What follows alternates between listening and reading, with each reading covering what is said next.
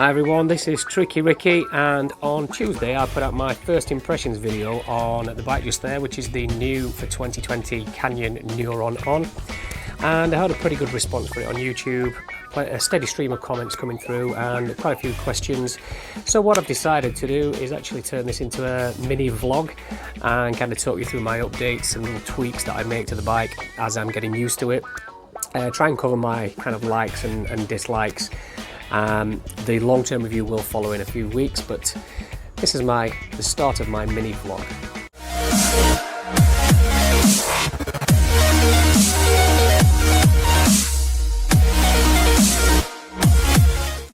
Right guys, so the reason I'm doing this is I had quite a few questions relating to size and fit of bike, what I kind of thought of it generally in terms of how it compared to the 2019 Neuron On, and questions about what I've done with my contact points and personalisation of the bike.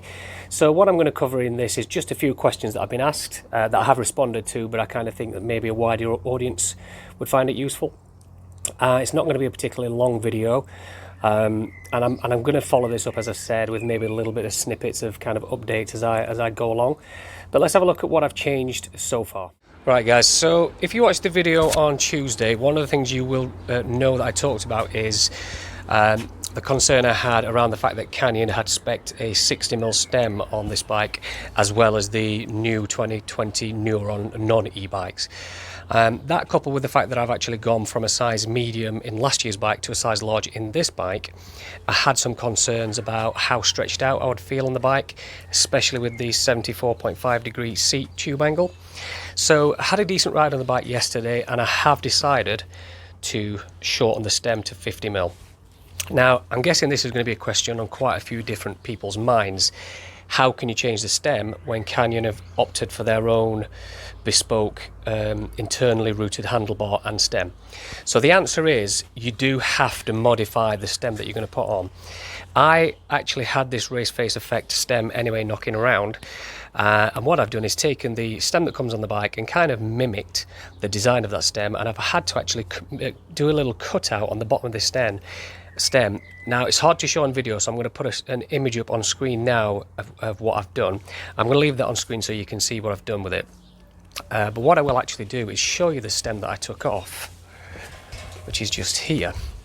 And if you look at the top of the stem, that's kind of what it looks like. And the way Canyon route it is they actually have this square kind of cut out in the stem just here.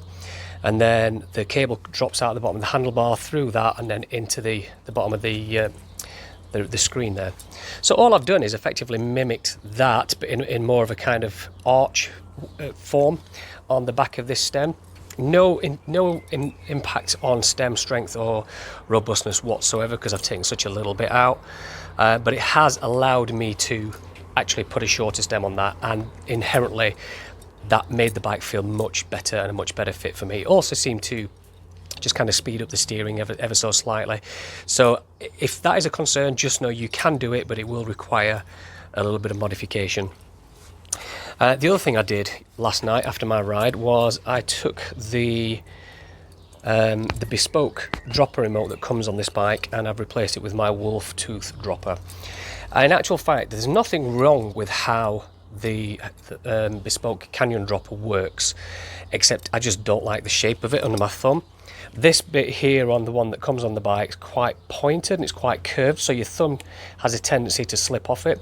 Also, it actually mounts on this little matchmaker bolt just there, if you can see it, so it kind of screws up from underneath, which means there's very limited kind of options in terms of positioning that dropper remote, and I felt like I was reaching across too much for it. So I've put my wolf tooth dropper remote on there as well. And what I am going to do, I do have a set of SLX brake levers that I'm going to put on this bike, so I'm going to get rid of that matchmaker mounting point when I do that, but so far it's not bothering me, so I'm going to leave it as it is for the time being. A couple of questions I had resizing of the bike. So Canyon are known for having long seat tubes. This on a size large is a 480mm seat tube.